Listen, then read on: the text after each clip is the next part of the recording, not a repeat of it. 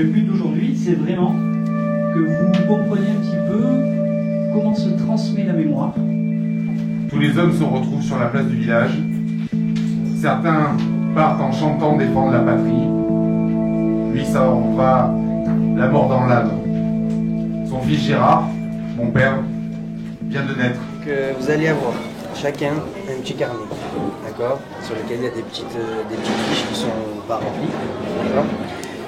Vous allez rentrer dedans. On vous a préparé une petite salle. Il y a plusieurs personnages. Donc il y a deux salles. Il y a une salle ici et une salle là. Alors on a essayé de présenter et de mettre en avant des personnages emblématiques de la Première Guerre. Donc on a Coco Chanel, Marcel Capi, donc une journaliste célèbre, moi-même qui incarne Hercule Poirot. Des professions qui sont de base emblématiques et les personnages sont eux-mêmes également emblématiques et connus de l'époque. Voilà. Certains soldats n'avaient aucune famille et d'avoir une marraine, cela permettait de se sentir un peu plus rassuré, un peu moins seul. Je voulais vraiment que les pupilles de la nation soient représentées parce que c'était vraiment important pendant la guerre. Et ça faisait partie, cette dame faisait partie des grandes figures, je pense, de l'arrière. J'ai cherché tout ce qui était l'aspect orphelin de guerre, le statut de pupille qui était un statut spécifique de l'État, et aussi elle a fait aussi plein de choses pour le droit des femmes. Elle a créé la soupe populaire et elle a aussi créé les ancêtres des sanatoriums qui s'appelaient cures d'air pour la mucoviscidose et toutes les maladies liées à la pollution de l'air. Tu veux que je te l'écrive? Oui. Nous voulions proposer quelque chose de ludique aux enfants, quelque chose qui les marque, un jeu durant lequel ils apprennent et en même temps ils réinvestissent leurs connaissances. C'est pour ça que l'on a pensé faire un jeu de loi sur le thème de la Grande Guerre en utilisant les pages du livre Le Casque d'Opapi. Ce jeu alterne des cases questions où les enfants peuvent soit répondre à partir de leurs connaissances, mais si toutefois ils n'ont pas travaillé, s'ils n'ont pas les connaissances requises, ils peuvent aussi chercher les réponses dans les pages du texte d'Opapi.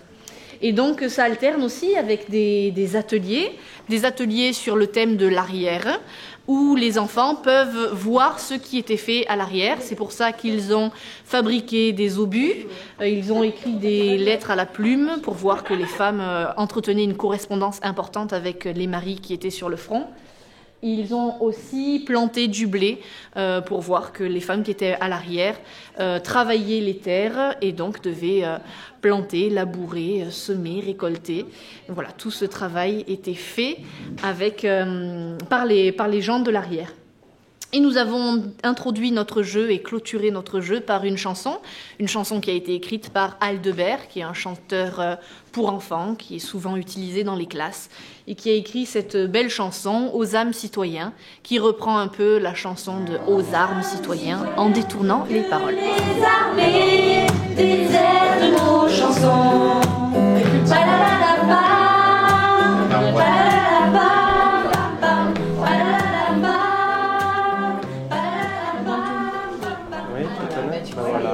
On voulait travailler sur le journal du poilu pour que les élèves comprennent un petit peu quel était le pourquoi et le comment de ce document qui permettait de recenser un petit peu la vie de chaque soldat. Donc on a mis en place un travail qui était une recherche numérique sur le site Mémoire des Hommes qui recense, donc c'est une numérisation de tous les carnets de poilus qui a été faite par le ministère des Armées et qui nous permet donc de rechercher avec différents critères, mais notamment par les noms de famille, les carnets des soldats décédés et donc de voir un petit peu quelle a été leur vie durant ces années de guerre. Et quels sont les types de documents qu'on retrouve à l'intérieur. Donc tout est extrêmement bien numérisé. Donc ça nous a permis notamment pour un certain nombre d'élèves de retrouver par leur nom de famille à eux si éventuellement des membres de leur famille, donc des arrière-grands-pères, avaient combattu durant la Première Guerre mondiale. C'était ton nom de famille? Oui. D'accord, donc c'est vraiment un de tes ancêtres. Alors qu'est-ce qu'il avait? Tirailleurs. Tirailleurs. Algérien, voilà. 6 RTA. Le 6e RTA, 6e régiment des tirailleurs algériens, donc sans doute recrutés à Alger. Et là, ça nous permet une petite mise en commun. Chacun présente son soldat. On leur a fait remplir à partir de la recherche numérique. Comme ça leur permet de travailler un petit peu sur l'ordinateur, sur Internet, les différentes informations. Et ensuite, ils ont les différentes pages du carnet qui leur permettent de recueillir les éléments des autres groupes durant la journée. Le but de l'atelier, c'était de regrouper les éléments essentiels du front, donc de ce qui se passe au front, notamment avec les tranchées. Et donc, ils avaient plusieurs ateliers, plusieurs petits postes dans lesquels ils pouvaient récupérer des informations, les plus essentielles qui nous paraissaient, donc on les a mis au tableau. Et donc, après, le jeu de loi, le jeu qui représentait un jeu de loi, leur posait des questions sur ces éléments-là. Et ils ont vu dans la globalité ce qui se passait au front. Bravo les filles, vous avez fini le jeu. Et vous avez eu tout juste. Alors, qu'est-ce qui se passe le 11 novembre, généralement? Je sais, il y a l'armistice. Ah, très bien. Et c'est quoi l'armistice? À Paris, le président, il vient et il va voir le soldat, il va à la tombe du soldat inconnu. Très bien, exactement. En fait, l'armistice, c'est une convention qui a été signée par les pays qui ont combattu pour dire maintenant, on arrête de se battre. C'est fini, on arrête le combat. On a souhaité créer une carte mentale avec les élèves, donc en regroupant avec la question centrale pourquoi se souvenir de cette Première Guerre mondiale. Et donc on a organisé 5 tables pour les 5 raisons principales pour lesquelles il faut se souvenir de la Première Guerre mondiale. Et donc sur chaque table il y avait un lot d'indices, qui sont des documents historiques, des photographies, des monuments, etc. Et donc ils ont dû trouver les thèmes principaux de chaque table et qui sont donc les raisons pour lesquelles il faut se souvenir de cette Première Guerre mondiale.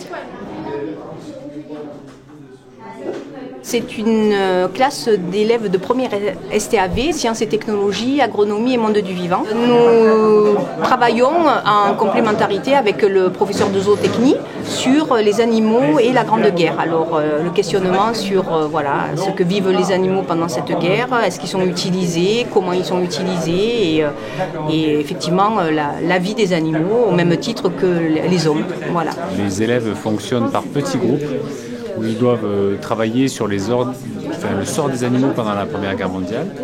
Et à l'issue de ces ateliers, ils vont constituer une affiche qui va reprendre à partir des documents une sorte de reportage photo des animaux pendant la guerre. Le support pédagogique complémentaire vraiment intéressant. Et puis la complémentarité de l'enseignement, parce que les enseignants, nous, on se succède dans les salles de classe, alors que là, on était vraiment en lien avec mes 2 autres collègues, alors, enseignants en zootechnie, en histoire-géographie, et puis l'économie, parce que du coup, il y avait des chiffres qui rentrent en lien, du coup, ça permet aussi de voir aux élèves les liens qu'il peut y avoir d'une discipline à l'autre. On ne se rend pas toujours compte, on dit l'histoire, c'est les guerres, c'est la géographie, l'économie, c'est pas rigolo, c'est les chiffres, et puis là, finalement, ça permet de cumuler, travailler un peu en pluridisciplinarité entre collègues, quoi. Du coup, même par rapport aux élèves, c'est intéressant de voir ces enseignements transversaux, quoi. Voilà. Alors, ils ont tous des tablettes. Sur ces tablettes, ils peuvent voir des documents.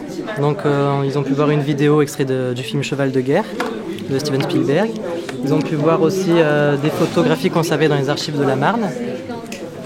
Et à partir de ces documents, donc, ils doivent répondre à 3 questions. C'est très différent de ce qu'on fait en classe, c'est ludique. On peut travailler avec des images, par exemple, on est en demi-groupe, donc c'est plus simple de travailler avec. Et c'est des professeurs qui sont là, qui vont bien nous mettre sur le chemin. On va être en demi-groupe, donc ce sera beaucoup plus simple. On va avoir des manières ludiques avec par exemple les tablettes où on peut voir les images ou des vidéos. Et avec ça, on peut apprendre d'une meilleure façon et plus facilement.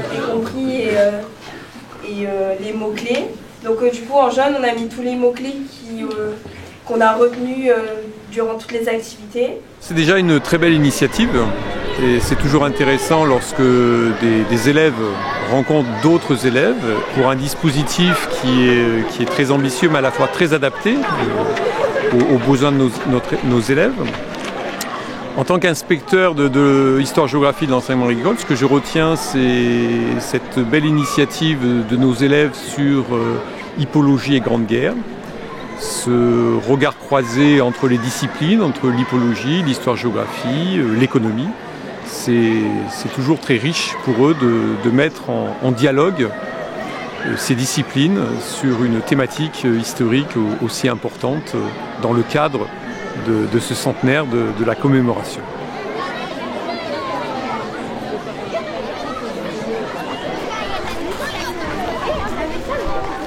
On est là en fait pour le centenaire de la Première Guerre mondiale qui va bientôt d'ailleurs toucher à sa fin et qu'il faut éviter d'avoir à refaire cette guerre parce que c'était assez terrifiant quand on voit les images et les textes et tout ça.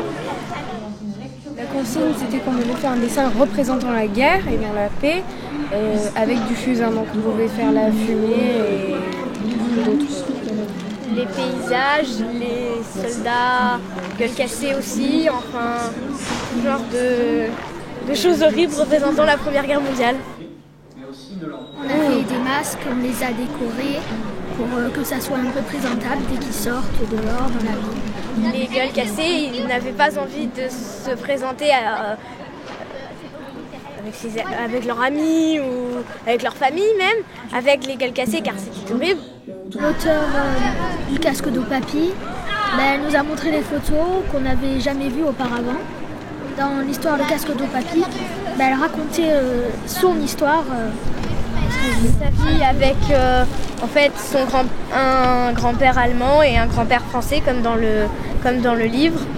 Et que en fait les préjugés qu'on a par rapport à l'Allemagne et la France, ce sont des bêtises parce que son père il était allemand, sa mère française et ils sont bien tombés amoureux et ont eu un enfant.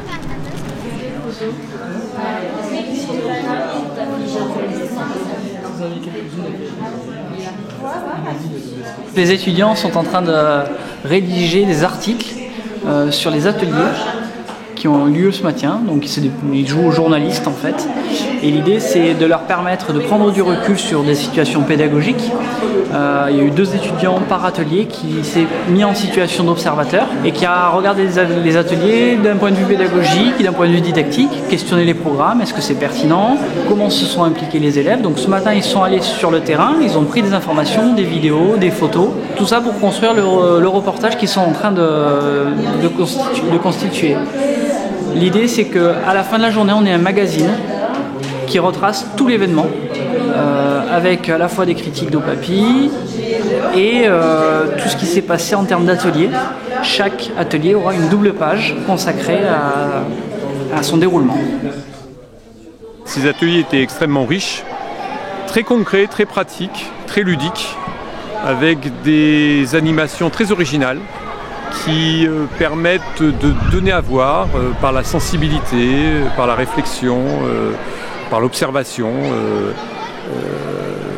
une partie de l'histoire, bien entendu, et c'est toujours intéressant de multiplier ce genre d'approche. Et quand on y pense, quand on regarde des images comme ça peut nous faire peur, mais c'est quand même quelque chose qu'il faut retenir, qu'on ne doit pas oublier. Pour éviter par exemple tous les morts qu'il y a eu, tous les blessés. Et même si on voudrait oublier ça, ça restera dans notre mémoire jusqu'à la fin.